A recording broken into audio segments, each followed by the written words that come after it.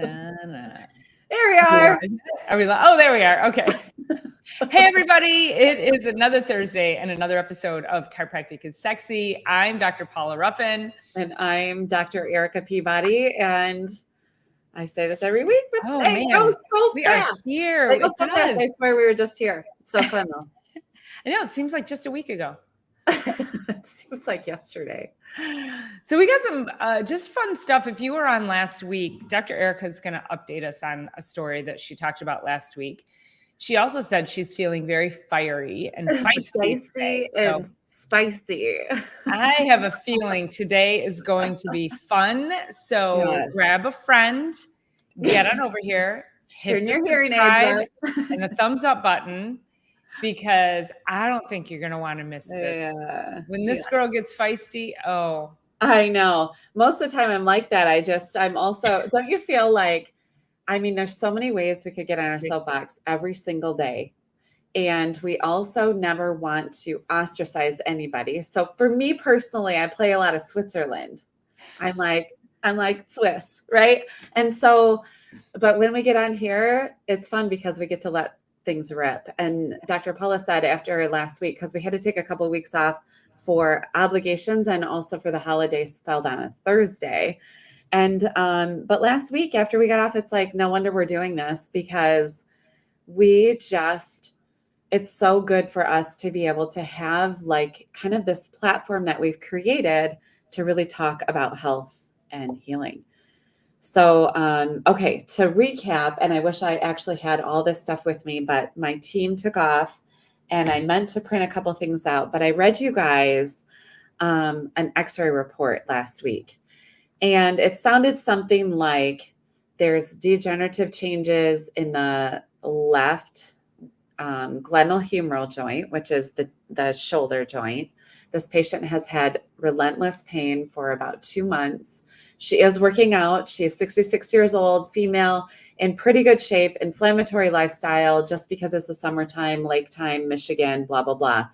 But she does a lot of good things for her health. Just this time in the summer, it's like, you know, I hang with some of these people and I don't do a lot of participation in alcohol for one. I definitely have a cocktail from here or there, but try and live like super clean, healthy, hydrate, and all that. So anyway, the report was talking about degenerative changes in the shoulder, but it was also saying like there's, you know, different things kind of building in there and that, you know, further imaging, blah, blah, blah.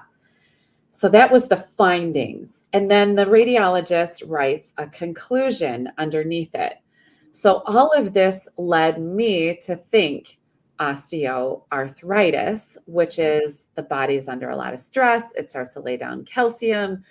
And so, but how it read was osteoporosis. And osteoporosis is truly like a damaging of the bone, enough wearing down of the bone, enough demineralization of the bone that the bone loses integrity. And a lot of people have heard osteoporosis, osteopenia, blah, blah, blah. So the findings and the conclusion were not lining up. Now she went back to her DO and they ordered up some blood work and a bone density scan. And I'm here sitting and reeling. I'm like, something seems off about this. So I call over to the imaging center and I talked to the nurse there and I just said, hey, this is Dr. Peabody. I didn't order up this x-ray, but I did get a copy of it because it's my patient as well as her chiropractor. And I am questioning the findings and the conclusion. Everything about the findings is leading to osteoarthritis. And everything, the final conclusion by the radiologist is osteoporosis. And now if osteoporosis is in the glenohumeral joint in the shoulder, that means that's like last ditch effort for the body to figure out. Yeah, straight up. It means you need to go see an endocrinologist. You need to see a functional medicine.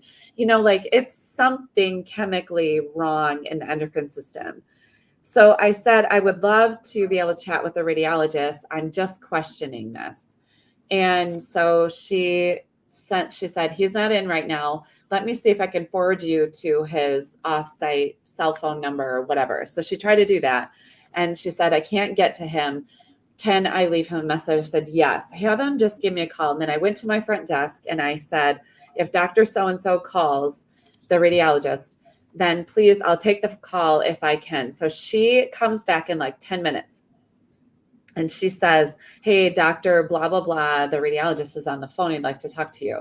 And I said, hey, doc, I was reading this report and, I send out for imaging. I don't have x-ray in my office, but I do know a lot about imaging. If we do anything in chiropractic college more than anybody else, it's definitely radiology and supplementation and a lot of endocrinology, right? So I'm like, something doesn't line up. Would you mind rereading that?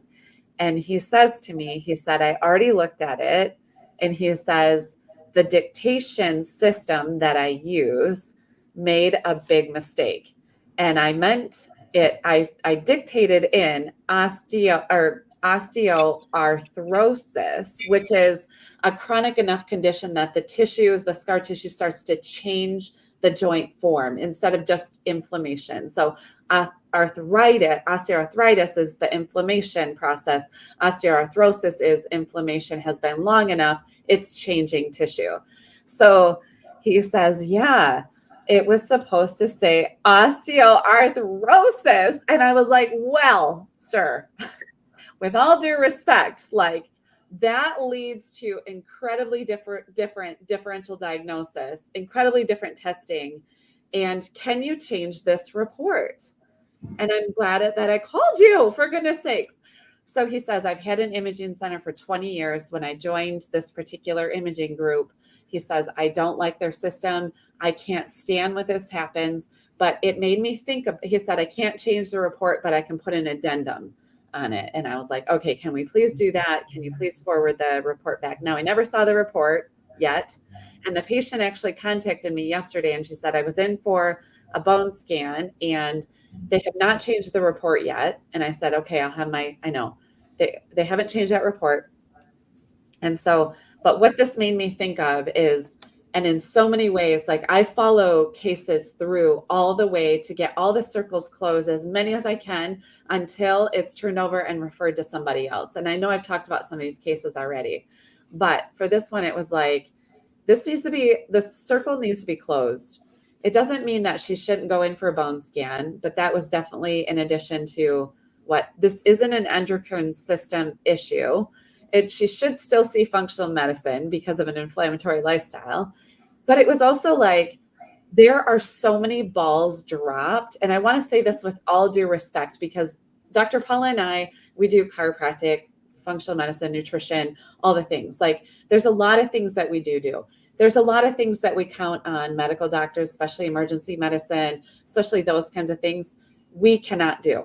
I respect the medical profession. What I can tell you is hospitals and doctors' offices are understaffed, balls are being dropped, and it just gives me reason to come to you today and say, take responsibility for your health.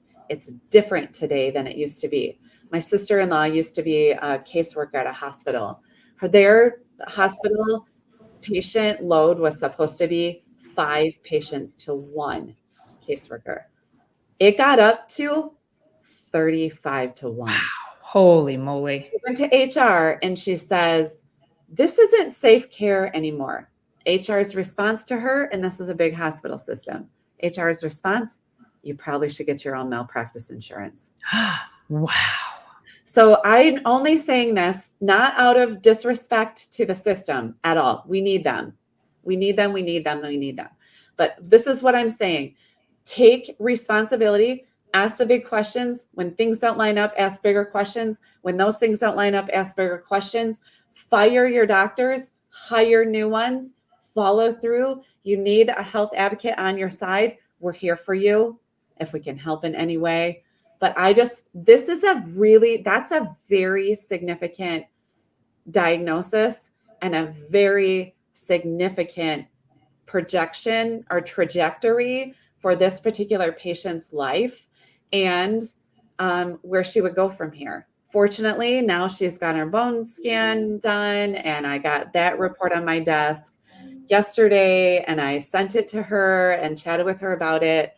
That's when she told me that the X-ray report hadn't been changed yet, or an addendum been made yet. But so then the report says blah blah blah. She's 66, right? So she's into what they would rate as osteopenia. So which is fine. Like that's kind of, I don't want to call it a normal, but it's a very common way. Why don't you define that for just give people so the range of how we get to osteopenia and then how we get to osteoporosis, just so they know what we're dealing with. Yeah. So maybe, and you can give your feedback in here too. So osteoporosis gets to like full pathological bone loss.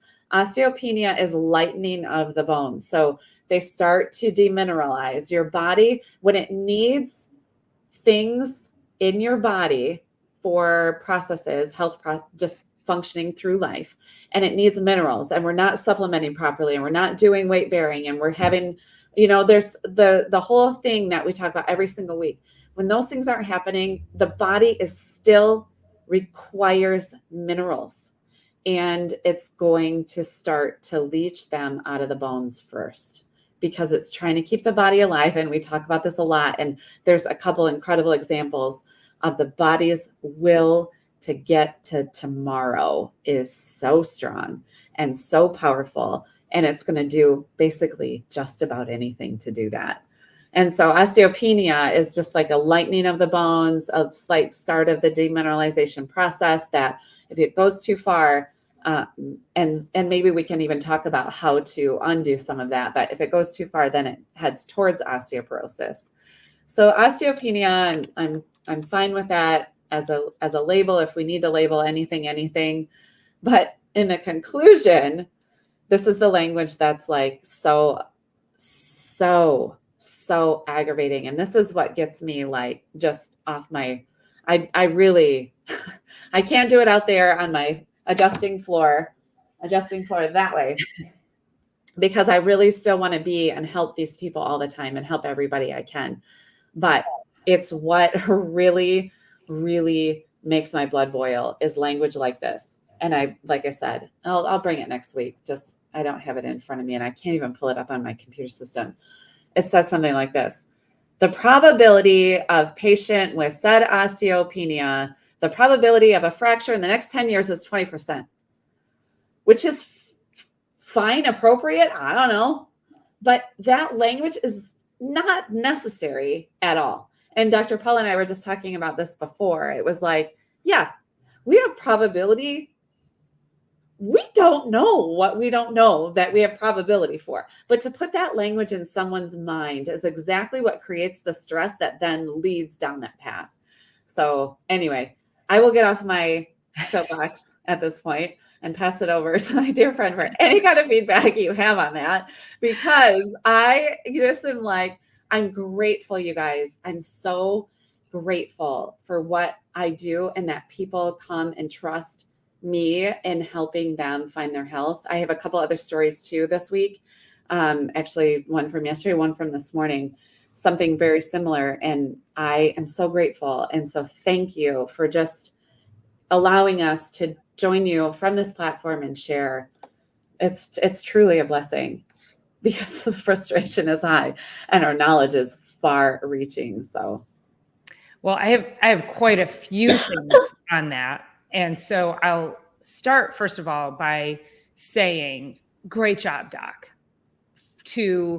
And this is how we take care of our patients. We're not surgeons. We're not endocrinologists. We're not whatever, all the cardiologists.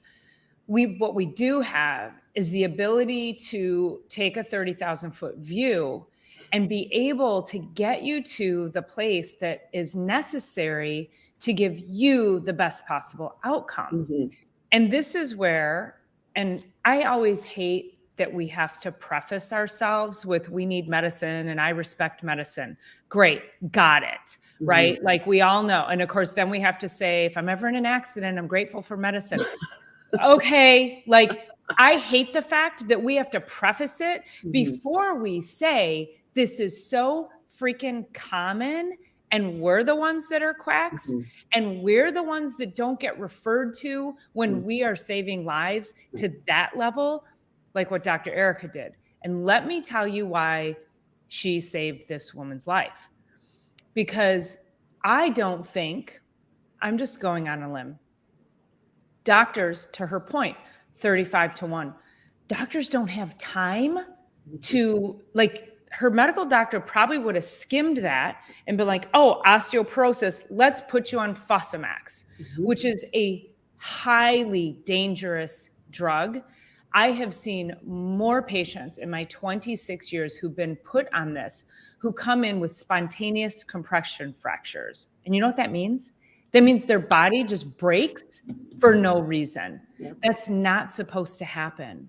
And what these supposedly bone building drugs do is they don't allow for the removal of the old bone cells. Your body is supposed to regenerate itself.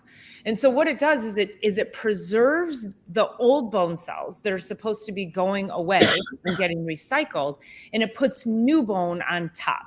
Well, now your foundation is brittle and weak.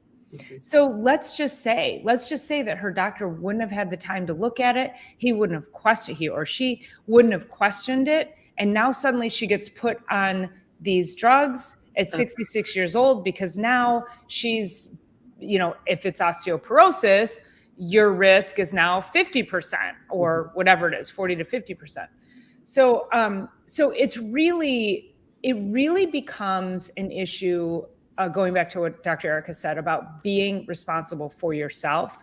And I tell every single one of my patients, don't just look in your portal, download everything, download the reports.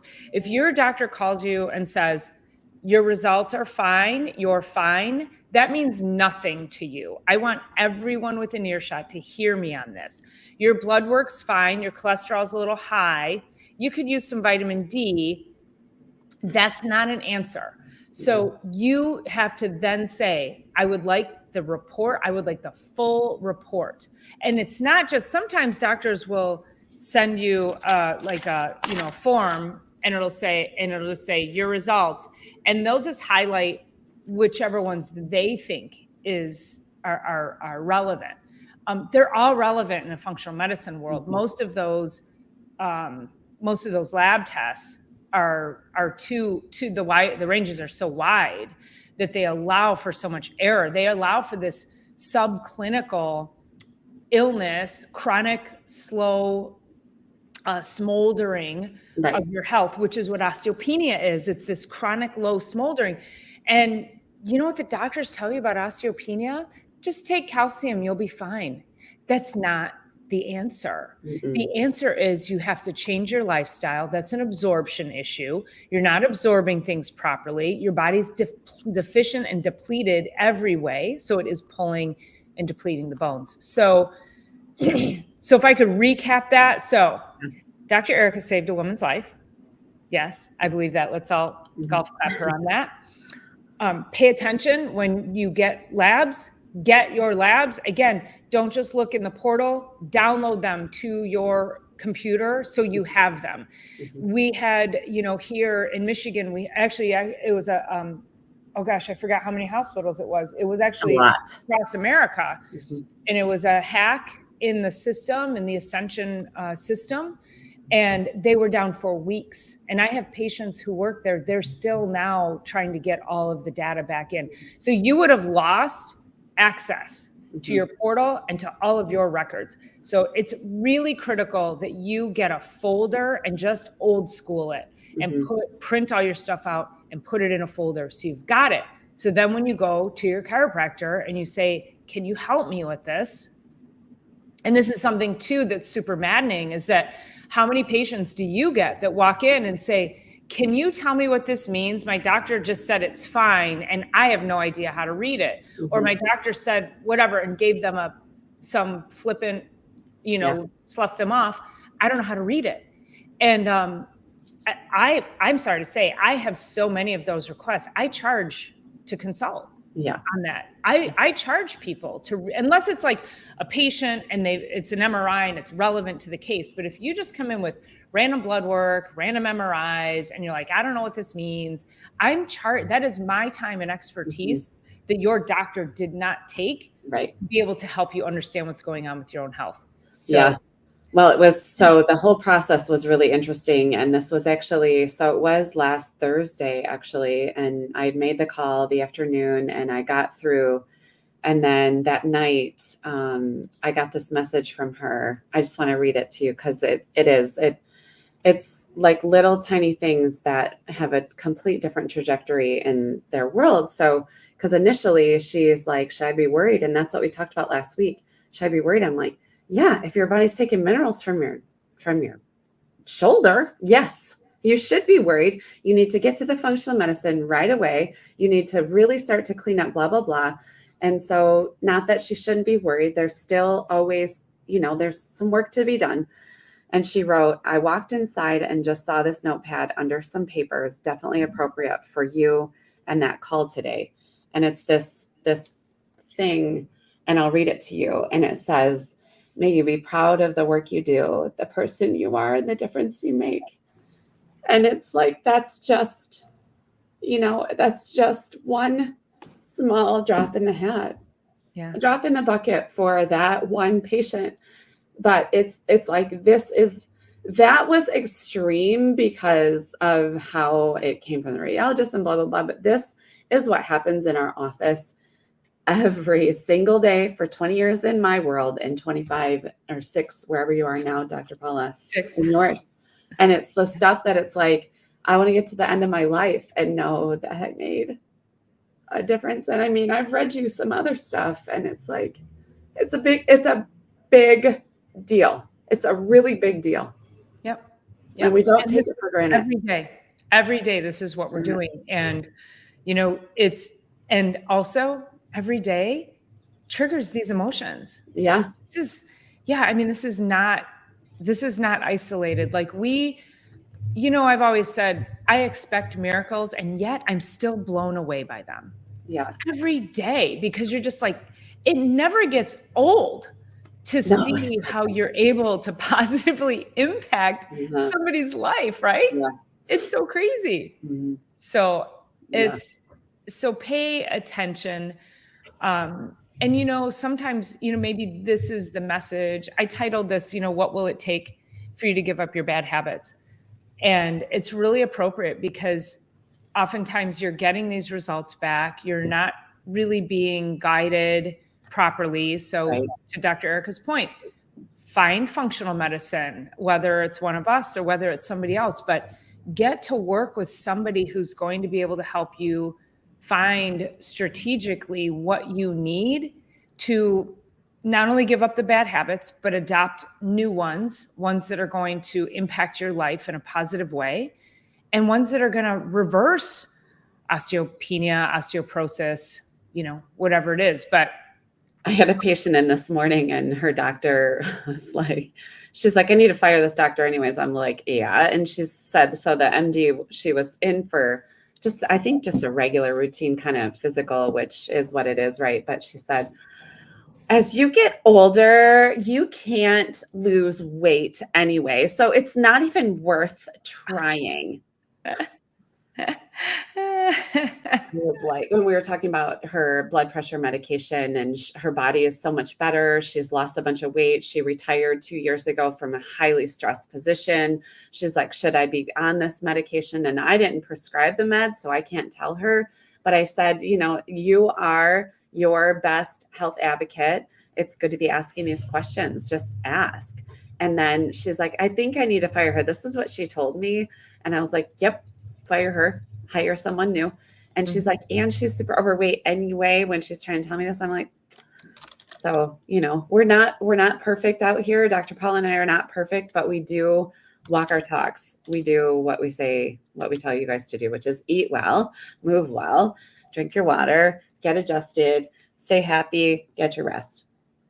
Yeah, I was at an appointment yesterday, and young girl, she 30, 31, something like that. And I had just come from the gym. And then I said, you know, Hi.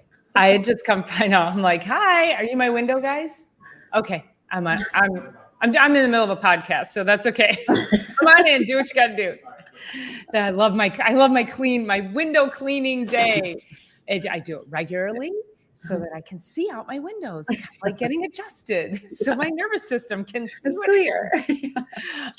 Anyway, so she says, and she was, you know, I would say a little overweight, but then she told me she was like 14 weeks pregnant, but she wasn't pregnant enough for her to be holding the weight that she was. So she definitely had some weight on her. And so she said, she's like, oh, I just hate exercise.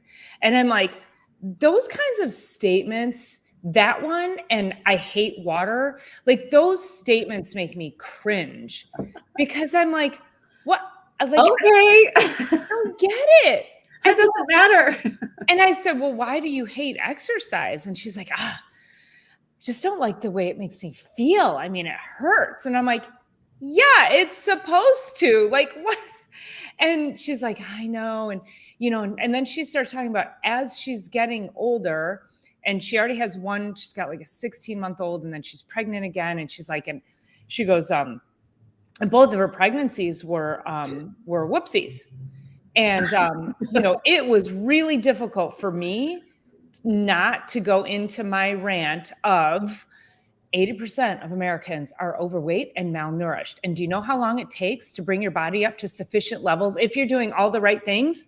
6 to 9 months. Mm-hmm. So I just wanted to go, oh my God, the amount of gestation that we need to grow a human is the exact amount of time that you need to bring your body up to sufficient levels so you can nourish the life you are growing. Yeah. So this notion of, oh, I'll do it when I'm ready to have a baby, or I'll do it later on in life. It's so much harder, you guys. So what is it going to take? Going back to the title of the show, what's it going to take to give up your bad habits?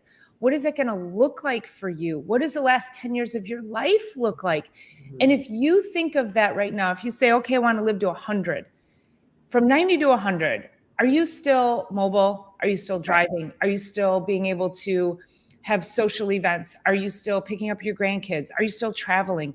What is it? Are you still living on your own? All of those are like my big things, you know. I don't need to be mountain biking, but certainly I want to be able to have a life that's filled with like mental and physical vitality. Yeah. And the life I'm currently living, I'm on track for that. Yeah. So where are you today? Are you on track to live the last 10 years of your life as the best 10 years of your life? Mm-hmm. So really think about that. What is it going to take? Are you in a wheelchair, not being able to walk, watching your grandkid get married? Or are you up on the dance floor dancing? Which one are you? Mm-hmm. So I know which one I want to be. So yeah, for sure.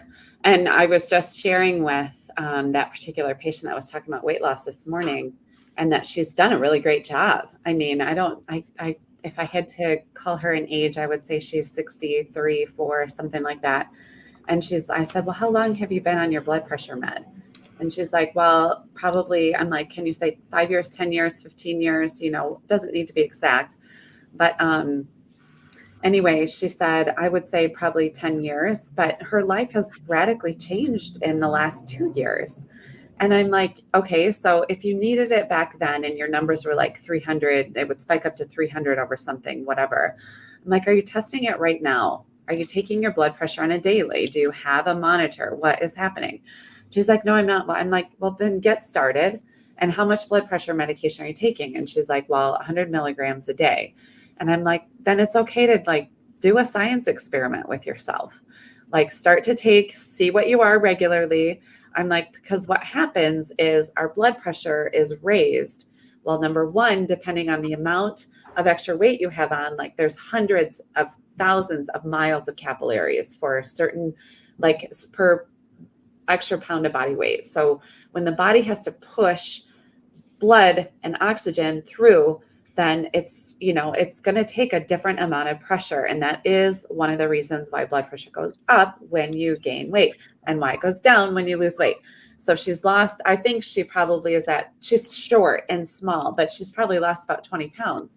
And so then it was like, well, it's time to look into this, because if your brain requires a certain amount of O2 to keep you upright, then that's why your blood pressure goes up, to make sure your brain's supported with O2. And if it's starting to change, then, and you're lowering your blood pressure unnaturally through medication, then your brain's going through layers of hypoxia because you don't have enough pressure, possibly. It's good to make those questions. So yeah, because then, and I said, it's what matters today. Yes. However, this is the accumulation of the quality of life at the end of life.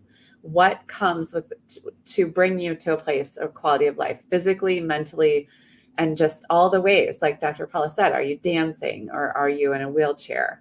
Is your brain functioning? Are you relating to people, or are you not? There's a good portion of our population these days that don't have quality of life at that point.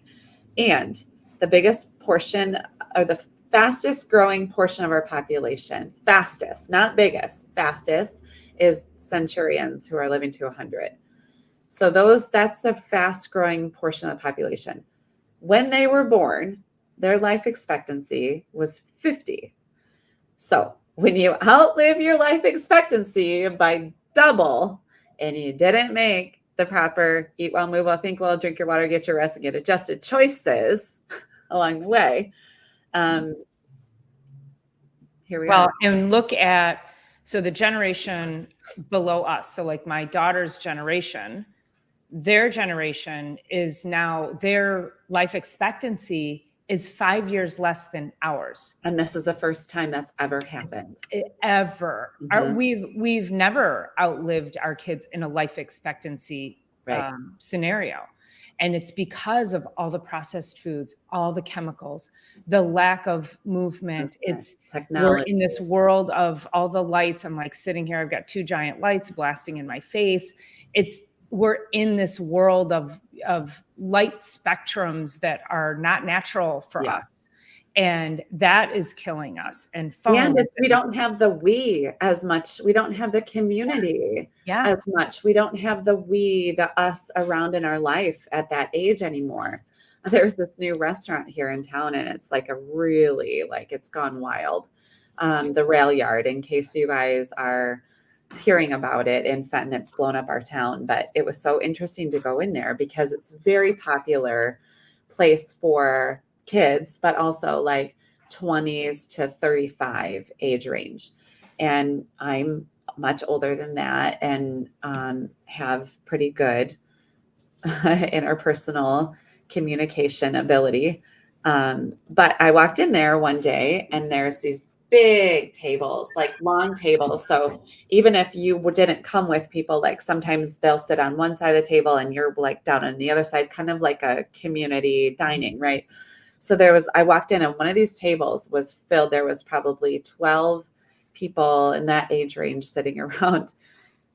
Everybody was on their phones at a restaurant with music and friends. Nobody was talking to each other. And that was a very, very, very extreme situation, taste of the microcosm that's going on. But that's more than the norm than not. If you go to just look around at restaurants.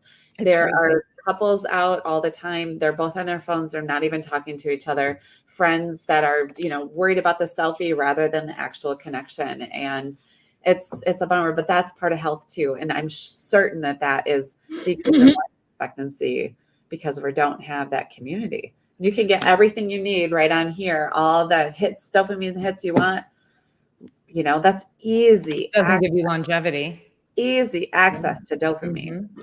Well, also this same person yesterday, when she was talking about how she hates exercise, she's like, I do a little bit of Pilates, and I only do it at home because I'm afraid to go into a studio, wherever, And start. She said, because I don't want to look like a fool. And I said, you won't, like, no, that's not how those kinds of communities work. Right. And then Dr. Erica knows this. I ran an event last night called Get Fit on the Grand right here in my community. And I brought together, last night we had 4 different health and fitness. We had jazzercise, Pilates, yoga, and what was the 4th one? Cardio drumming. Oh yeah. And super fun. And we had like almost 40 people there.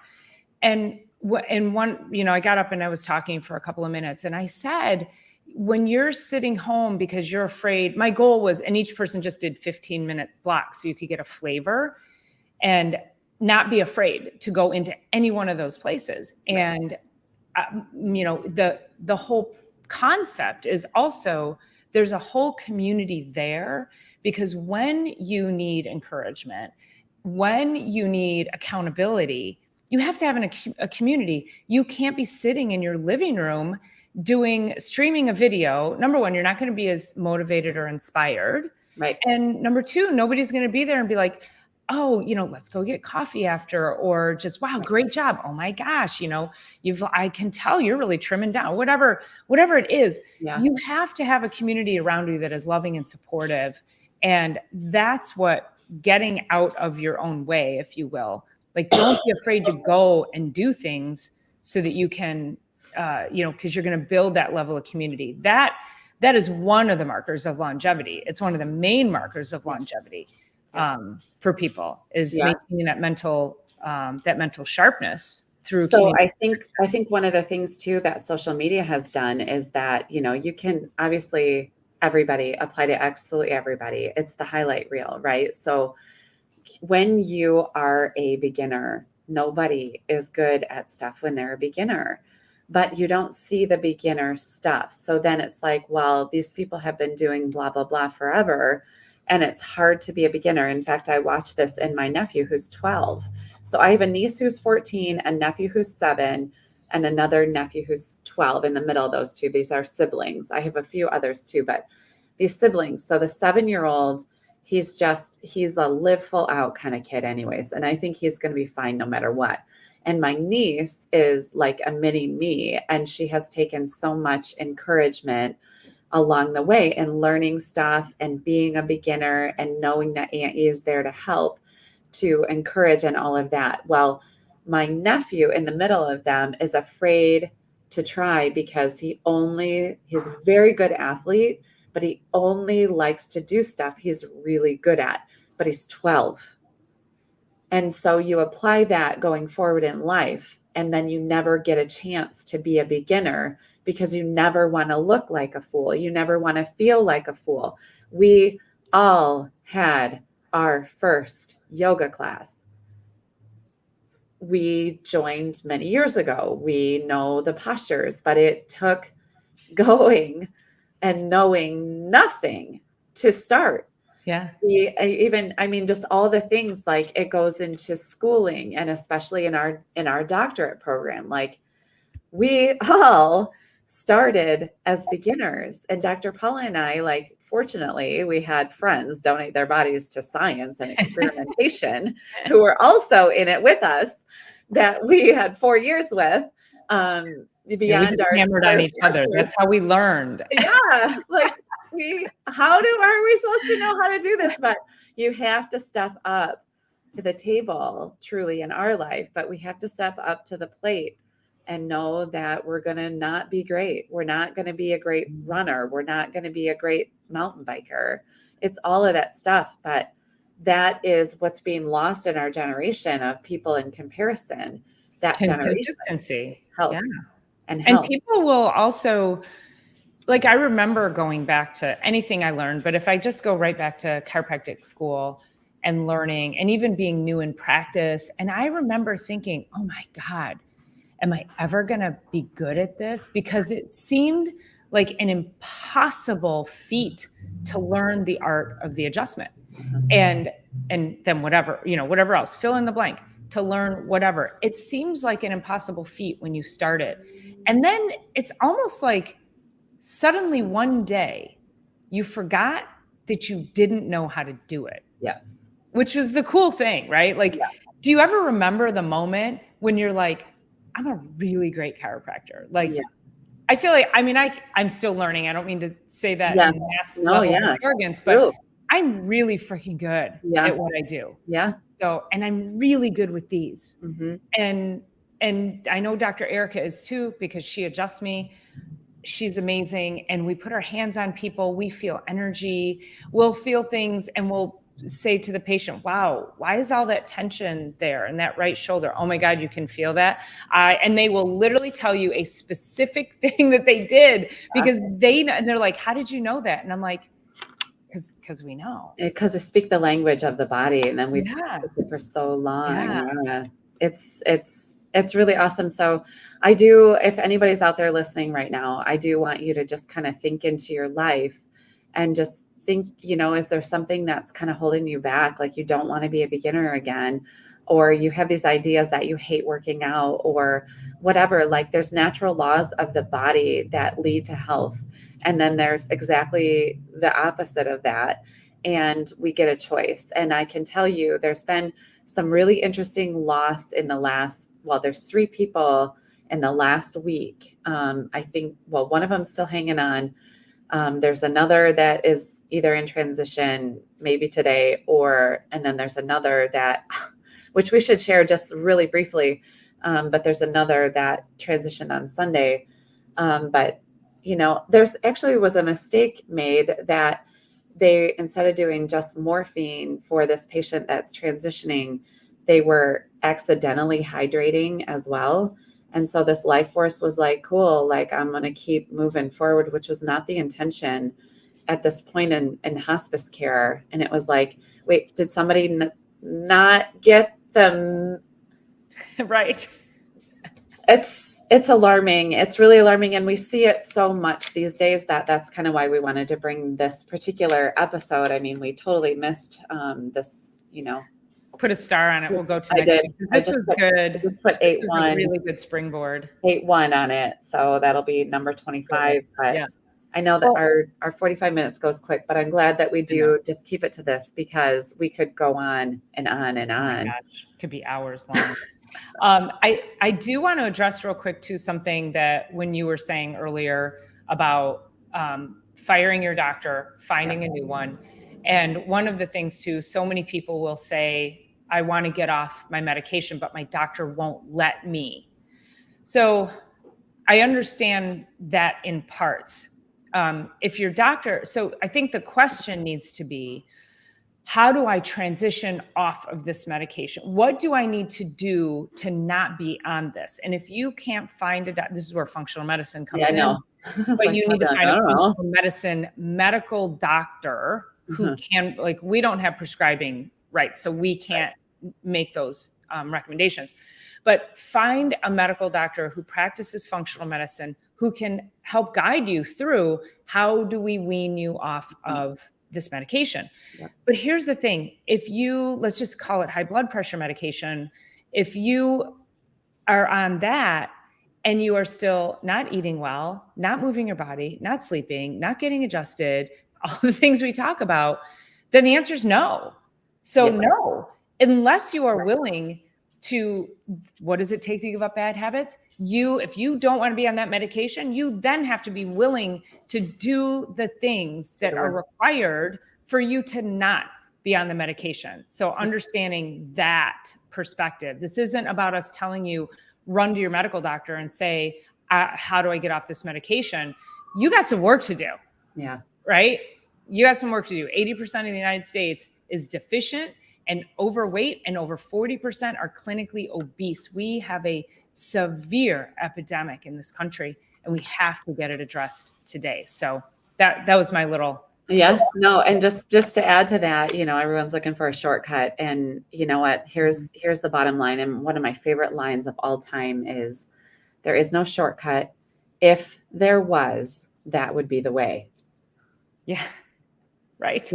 There's no such thing. And so it would already be the angle, the avenue. Start today. It's not going to be perfect. So start again tomorrow, period. That's it. None of us learn once we have our craft and our skill, we are better at it, but you're always learning. You're always learning. There's always going to be some kind of a hiccup or something that you have to try to figure out, something that you have to evolve beyond. So I really do encourage you to know it's not going to be a perfect path, but there is no magic bullet. So any other parting words before we sign off till next week? I think that's it. It's just, there's so much to share. And I mean, we're 8 months into this now, and like, amazing.